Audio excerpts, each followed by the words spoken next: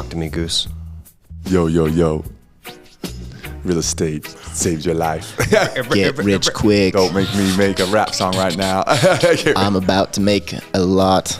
That's going to be the jam of the summer. It's our new theme song for the podcast, actually. Money. You're fired. We used to watch that in our family. The Apprentice? Yeah. That was my first money show I watched on TV. Really? Yeah, my first money show I watched on TV. The Apprentice? Yeah, I don't know. Everything Never else heard was of everything else was Just kidding. Survivor. Survivor and The Apprentice. And then The Bachelor came along. I have a friend who was on The Bachelor. Oh really? Yeah. You do? I do, yeah. His name's Chris Conran. Oh yeah, I know Chris. You know Chris? Yeah, he's the head of marketing at Kudo, protein popcorn right now. Oh, he's a local guy? Yeah. Yeah, he is. How did it go for him? He does so many things. And he's doing the protein popcorn now? Yeah. Oh, that's cool. Yeah. So how did he do? I think he lasted one episode. Yeah, I think he did. Poor guy. So how does it But work? it's okay. He's actually engaged to the girl that he met. So he was on The Bachelor, and then he was on Bachelor in Paradise. Oh, I watched that too with my wife. Yeah. And his fiance's name is Alana, I believe. Alana. Yeah, she's really cool. I randomly ran into the two of them hiking Angel's Landing about a year ago. Jen and I, we were up hiking Angel's Landing, and they walked by. I'm like, that looks like Chris. So I turn around, I'm like, Chris. And he's like, MattyP, what's up? It was the most random MattyP. encounter. Yeah. Do the guys get roses on The Bachelor? Yeah. So the girl gives the guy a rose? I think so. Yeah. Really? Same way, both ways. Yeah. Well, what's up, everybody? How's it going? How you doing, Bronson? Hey, I'm doing good. So you listeners, you may notice that there is a third voice here. We're actually super stoked that we have a special guest today, Kyle Turner. Hey, how's it going? What's up, Kyle? Doing good. Glad to be here. We have a couple things that we're going to talk to Kyle about here in a minute. But to get things started off, I'm MattyP here with, as always, Bronson Kaufusi, mi amigo, and we're here at the Harris Financial Center in Provo, Utah. 7th floor, views all around. Yeah. So, Kyle, we have some very specific questions that we want to ask you. You ready? Oh, I'm ready. Bring it on. Kyle's special too. All right. What we're going to be talking about is a portfolio, like an investment portfolio deep dive. Kyle, there's a very specific reason why Kyle is so good with portfolio deep dives. This is true. And there's a very important reason why everybody needs to have a good portfolio deep dive. So we're going to talk about that in a minute. But first, we have some listeners' questions. Actually, we have one. And it is from my stepson, from Al. And it's for you, Bronson. Okay. Yeah. Al wants to know if you are still doing your athlete development program for kids. And if you are, how does he sign up? How's he sign? Yeah. You know what? I was doing one-on-ones and with kids, and literally I got so packed actually that I couldn't do it. So then I went to weekly calls with lots of kids at once. And then I said, oh man, yeah, that's not a good idea. Let's do an online course. So now it's an online course on youngathletesociety.com. Sweet. And it's really, I built it like reels. So there's 6 fundamentals, 6 mindset fundamentals. And it's pretty much to help athletes with confidence, honestly, like, because when athletes make mistakes, it's hard to come back from sometimes. Mm-hmm. Totally. Yeah. So this helps them with that, how to navigate that, and also how to play faster, AKA process faster. So that's a good question. Yeah, you can go to youngathletesociety.com or go check it out on Instagram, Young Athlete Society. Sweet. Check it out. That was my next question, is how would he access that, or how would I help him access that? Yeah. So that's cool. All right, Al, you got that? Sweet. All right, so I got a little story for you to kind of tee off what we're going to talk about with Kyle. Yeah. I have a total of 9 kids. Second marriage. 4 from my previous marriage, and then my beautiful wife has 5 kids, 9 kids. We are always trying to figure out how to do things, how to do weekends, like how to juggle the soccer and the baseball and the football and the dance and everything. With 9 kids, it gets pretty tough. This week coming up, We have 2 tournaments going on. One's a baseball tournament in Salem, Utah. The other is a soccer tournament in Ogden, Utah. My simple mind is like, how can we figure it out? I can't figure it out. I don't know what to do. And I just want to get frustrated and then just kind of let things play out, right? Now, Jen, my wife, she's the overseer. She can see everything. She can see all the moving parts. She's great at placing them in order and kind of bringing rhyme and reason to them. And it's funny because after just like a 5 or 10 minute discussion with her and then, a little bit of time processing what she talked about, I realized that she has the answer. She knows what to do. There's a simple roadmap that we can follow, and it makes sense. And I feel better about it, and I know that what I'm doing is the right thing, and that we're heading out on the right road. I like to compare that to a portfolio. Like a portfolio, you have so many different investment options. You have 9 kids of investments, and they're always moving. They're always tracking differently. And Kyle here is kind of like the Jen. The Jen, Kyle. The Jen. Did you like that segue? I love that segue. That was pretty good, right? You did pretty good. I think you should write that one down and keep that one. That was good. That was good. I just hope my wife listens to it. I might get like a high five. That's a high compliment. I've met your wife. She's very productive, gets a lot done. So it is a compliment to be called the Jen. So I'll take it. Yeah, she's great. The reason why we wanted to bring you on, Kyle, is because should I tell everyone about Kyle's background, because he's awesome? That's actually a great idea. Should I tell him how awesome you are, Kyle? Let's go. This is the Kyle show right now. Definitely. Yeah, you can brag about me anytime, Bronson. Not only does he bench over 500, but here we go. 6 years in wealth management. He has 10 years of experience buying properties. He currently has 37 of his own doors. And man, with all that experience, when he does these portfolio reviews, he can deep dive and know exactly what's going on and give so much great feedback, just like what MattyP was saying. Like, you're so valuable to anyone that comes in here and sits down with you. We're so lucky to have you here. Oh, thanks, Bronson. I owe you, and I'll pay you later for some of those. And I guess to clarify, I wish I could bench 500 pounds, and I do love that you started with that. I can bench 465. It's not 500 yet. But I've loved real estate. I've loved investing. And I've loved being able to see what compound interest has done for me. And that's really why I'm so passionate about my job, is that I've seen what it's done for me. Now it's my turn to try and give back and help other people accomplish their own degrees of success, whatever that may be. So for some people, it may be one thing, other people, another. But the main thing I've found that's helped me quite a bit is I like starting with the goal in mind, starting with the end in mind. Where am I trying to go? So for Matt, trying to get to these soccer games, trying to see how you can get everything done. That's the goal. And then you work back from there. And so you create a plan and put steps in place so you can get as much done as effectively as possible, because efficiency is key. So how can we be as efficient with your portfolio, but also with your time, and try and accomplish as much as we can? So that's really what I'm here for. And that's why I love doing what I do. Dang. Nice. I like how you use the word efficiency.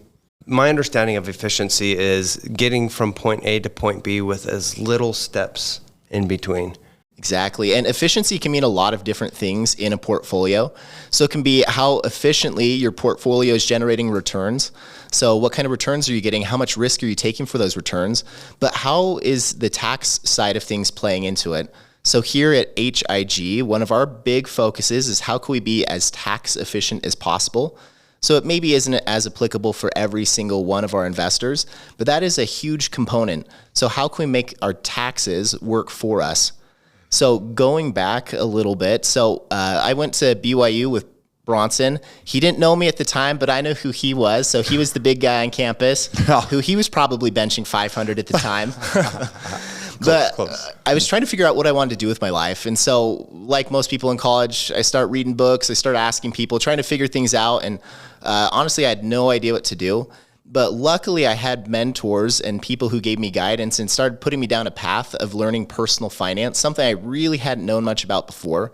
So ironically, one of the first books I read was one called Tax-Free Wealth by Tom Wheelwright. Ooh. So great book, love it. But it planted some key ideas in my mind. So in that book, one of the things that he mentioned, it's the 4th of July coming up, and maybe this is a controversial quote, but I loved it. But he said that one of the most patriotic things that you can do as an American is to utilize the tax code to the fullest, to pay as little in tax as possible. And so when I read that, I'm like, how is it patriotic to pay less in taxes? And to me, it felt like a really weird quote and saying, but kept reading in the book. And the point that he makes is the tax code is actually written to incentivize behaviors the government wants. So 90-something% of the tax code isn't about tax collection. It's not about revenue. It's about how can we incentivize people to do the things that the government can't do themselves. The government's not great at building houses. They're not great at a lot of different things. And they realize the private sector is going to be a lot more efficient. So they give incentives, they dangle carrots so the private sector can do it because it's going to do it more effectively. So the point of the book and the point I'm trying to get at is that if we know that most of the tax code is about ways to reward people for doing what the government wants, that really is a patriotic thing. You're helping the country, you're helping society by doing the things the government can't do. And so what are the things that I can personally do? How can I align myself so that the facts in my life can set me up to having the most tax benefit as possible? And so that's where real estate came in. So my journey into real estate really started with trying to see how can I be as tax efficient in my life? What types of activities can I do that can make things as efficient, like Matt, what you were talking about, as possible? So for most people, if you look at your financial statement, your biggest monthly expense for most people, they're going to say it's their mortgage. Well, most people have never really considered that their biggest expense probably isn't their mortgage, it's their taxes. It's their federal and their state taxes. That's your biggest monthly expense. So if there was something that you could do to retain more of that money, that you could invest that today, you can see the benefits of compound interest over the long run. That can make a huge difference in the efficiency of the investments that you have. And so that's what I love about what I do. It's how can we make your current investments more efficient, but how can we align the facts of your life so that you can qualify to take advantage of some of the incentives the government has already put out there? Oh man, Kyle, you make me think about like when people come in for a portfolio deep dive, they come in with tax questions with the IRS, then they leave and they realize IRS, investment reward system. And so it's all literally, I love it. Literally, it's a game within the game. Yep. So I love what you're saying because it's, if you know how to play the game, you're going to be effective. You're going to hit that goal, like you said. And it's awesome. I think that's why it's so valuable that people can come in and sit down with you and deep dive into their portfolio. It's huge. Yeah, exactly. And I love it. And the reason I love it, it's benefited me quite a bit. All the strategies that we currently help investors with at HIG or different things that we'll talk to them about to bring up with their CPAs, they're all things that I currently do myself. And so it's not something where we're talking about these things as abstract hypotheticals. It's things that we have real world experience helping individuals with. So ourselves, but also our investors. So everybody's situation is different. We're not licensed CPAs or wealth advisors. Our job is more to plant ideas and seeds in your mind and the questions that you could go ask those professionals and see what their opinions are. But it really does start with that first step in getting that idea, that seed planted in your mind on, hey, maybe this could be something that could benefit me and my family. Oh, it's huge, honestly. It's so valuable. And one thing I know that's so valuable with investing is being able to have multiple soundboards. Because, man, who was it? We had a CPA luncheon yesterday, and I was talking to one of them, and we were talking about investing in different things, and he was mentioning how, you need multiple soundboards because, man, if, there's people, whoever you're listening to, they might have just come from a different city, and then they're new in that city, but everyone knows them over here and what's going on. And so it's like, man, more people, the better to talk about your investment, portfolio with, I think. Exactly. And another way to think of it, Bronson, and for you being an athlete, you totally get the value and concept of a team and the value of a team. I don't know if you had this moniker in high school, but in my school, the thing they always said is team. Together, everyone achieves more, right? And so our goal is to just try and be part of your team. We don't want to be your full team, but we can be, like you're talking about, Bronson, a sounding board, somebody who can give you some ideas, things to go and talk to other people about and plant the seeds in your mind. So the whole idea is just to try and be a team and help you work together, and because as a team, we can all accomplish a little bit more. Team, like an acronym. I just got it. TEAM. TEAM. Together. Did you get my IRS acronym? I missed it. Investment Reward System. Nice. We need to make sure. Yeah, we need to get that on a t-shirt. Nerding out over here. Let's go. I need to start writing these down, man. No, I was going to ask you, Kyle, could you walk us through, if I were to come in with you right now and sit down in the boardroom with you and you were going to do an investment portfolio review, what that looks like and what it feels like? Just take us through all that. I'm super interested. Yeah, great question. So it really depends on what your situation is and what goals and objectives you have. It's not necessarily something that's going to be the exact same for every single person, but the main key points is we want to start understanding some of the facts and the circumstances around your current finances. So we'll send you over a survey, and some of these things are evolving and we're learning over time to be ourselves even more efficient. So what that process may look like today may not necessarily be the same next year, because we always want to be making ourselves more efficient as well. Mm-hmm. So we're going to send you a survey that's going to go through and ask different questions about your current finances. An area that we can also add a lot of opportunity or a lot of value is if you do currently have investment properties.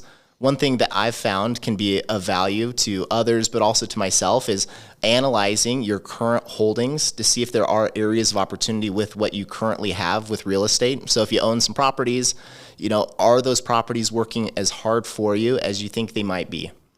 So a couple years ago, actually, as it relates to that portfolio review, I sat down with Jason myself. So before I worked here, I was working with Jason, and I've been a big fan of what he's been able to do over the last couple of years. But he went and sat with me and we went through my current holdings and I listed them all out, and he broke down the returns I was actually getting on my properties. So the example that he gave me is, say that you go and buy a townhome for $300,000, you put 10% down. So 10% down on that $300,000, and then say that property is generating a 10% cash on cash return. So you have 10% initially that's being made as cash flow on that property. Well, say that property goes up in value, another 10% over a couple year time period. A lot of people have experienced pretty good appreciation in their properties. Well, you may still be thinking about that investment from the framework of what your initial investment was, that initial 10% down that you put. Well, what you really need to be doing is thinking about the total amount of equity that you have in that property. So you don't just have $30,000 now, you have $60,000. So if the cash flow was 10% before, if it goes up in value 10%, well, now you're actually only making 5% on your money. If that property keeps going up in value, that return that you're making in cash flow on that property, it's likely to keep going down and down over time. So Jason helped paint and illustrate for me that what I actually thought were good cash flowing properties, I was actually making fairly paltry returns with the amount of total equity that I had in that portfolio. So the return on the equity is a huge component to analyze that lots of people skip and miss. They're looking just at their initial investment. We need to look globally. And so that's part of what we can do as well, is we can look at that individual property and see, hey, how hard is this property actually working for you? And would it be possible to try and find something else that can generate equal or greater cash flow where it actually increases the total return on that portfolio? So there's a bunch of different components and facets that we can get into, but those are a couple of them. But it starts with getting some of your information and then seeing what's going to be the most beneficial direction to take that conversation. Wow. That's incredible. I like too how it seems like it's thorough to the point that, and this is probably a very obvious statement, that the answer isn't the same for everybody. That like everybody's needs are very unique and very different. Everybody, what they want to do with their investment dollar is different. And so each portfolio deep dive takes its own path down what an individual's needs are. Yeah, and at the end of the day, lots of times people's goals are lots of times the same. If somebody's talking about investments, they're probably trying to make money, but the way they want to get to making money can be different from person to person, and their situations are going to be different as well. So some people saving money on tax may not be as important as for another individual, or somebody's ability to be able to take advantage of some of those benefits and save money on tax may not be the same. But exactly, that's the point, is that we want to tailor the experience to the individual. And part of it too, it's maybe some of it isn't quite as applicable for a person today, but it's the idea of planting that seed in their mind that, hey, maybe over a 2, 3, 4, 5 year period, I could actually implement some of these strategies myself that maybe not today I can take full advantage of them, but I can work to qualify for these over the next couple years. So it's more just hand-holding, seeing how we can best help somebody, and then making their portfolio as efficient and their finances and what they're currently doing. Yeah. So tell me, Kate, if people are listening right now, they're like, I need to come meet with Kyle. How do they come and meet with you? Who's this open to? Yeah. Yeah, great question. So we're working with our current investors, but if there are people who aren't investing with HIG, they can reach out to us directly, and we can see if there are ways that we can help them in analyzing their portfolios as well. The best way to contact me, it's either by email. So it'd be kyle@harrisinvestmentgroup.com. So feel free to shoot me over an email. We can connect and see what may work best for your circumstance. But email is going to be the best way, and it's open to prospects or people who aren't currently working with us, but also current investors as well. Wow. That's so valuable. Seriously. Oh, man, I bet you're going to get busy here. Everyone's hearing you talk. They're like, well, I want to come meet with Kyle. I know my wife might not like it. I might not be coming home for a while, but I love it. So bring it on. Bring your wife. She can help. She's in the real estate space. She is the secret sauce of the whole operation. She's what keeps me going, and she's that support system behind the scenes that helps quite a bit. So she's definitely a key component of it. Yeah. It's funny, I got to know your wife a little bit more before I got to know you more. Yeah. So I was right by her when I first joined HIG. Yeah, your wife used to work here, correct? Yeah, she did. A number of years ago, she worked here. Then we ended up having twins, and having twins definitely makes it harder for somebody to work. And kids are tough. Nobody prepares you for it. And people tell you to have kids, and I feel like once you have kids, they're kind of laughing at you, saying that, haha, we got you, and misery loves company. And the kids are great, but it's just a lot of work, and especially twins. Yeah, it's double the work right from the beginning. Yeah, exactly. And I think it's more than double. And so this is your first kid, right? First kids? Yep, first kids. So you had no real practice. All of a sudden, you have double work. Double work, yeah. And we know you don't know what you're doing, but here, wing it with two at the same time. Yeah, I don't feel qualified to have twins. I don't feel qualified to have kids. I feel more qualified to talk about people's money, but with a single baby, the benefit is there's a parent in lots of situations that's available to take a baby. With twins, there's no breaks. There's no time off because it's baby per parent. Mm-hmm. So there's no sitting down on the couch. There's no resting. There's no getting a second alone. You always have one of the kids. So I don't feel like it's twice as hard. I think it's multiples harder. I would agree. Well, I mean, I don't have twins, but I would agree with that statement in the sense that it seems like it's a heavy load. But I can tell you that whether you have 1 or 2 kids or 9 kids, a lot of what you do, you just feel like you're winging it. Yep. It's so true. Just figure it out. Feeling like you're winging it. The goal is I've got to keep them alive, keep them happy, and that's an accomplishment in and of itself. So if I keep them happy, keep them healthy, keep them fed, I'm doing something right. Oh, so great, man. We're so grateful to have you on. We can't wait to have you on again. We're going to get Kyle a lot more on our show here. Yeah, we have Can't wait for it. I've had a number of years working in wealth management, and a lot of wealth management firms shy away from some of these topics and areas. And so with the clients I worked with previously, I wasn't able to talk with them about some of these strategies and ideas and concepts.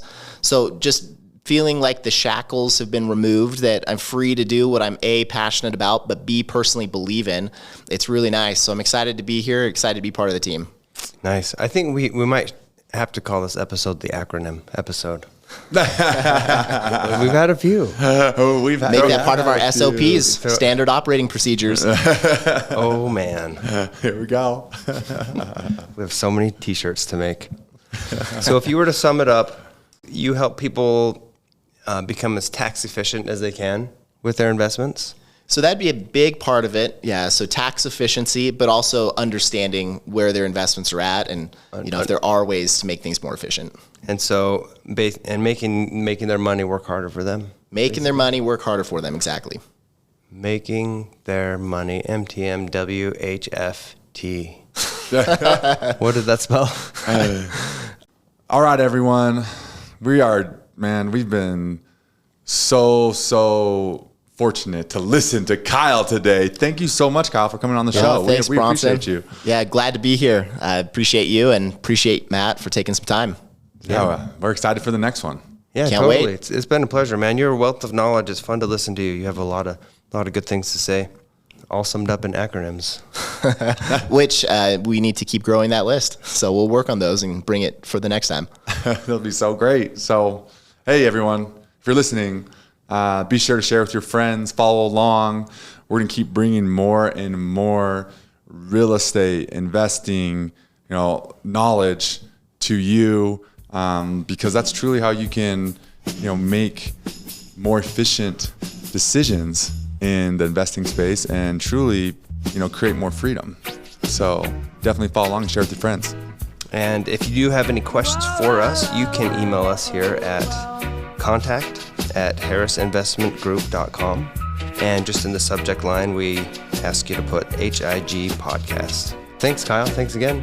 Yep. Thanks, guys. Bronson, it's a pleasure as always. Thank you. Looking forward to the next. That's what we got.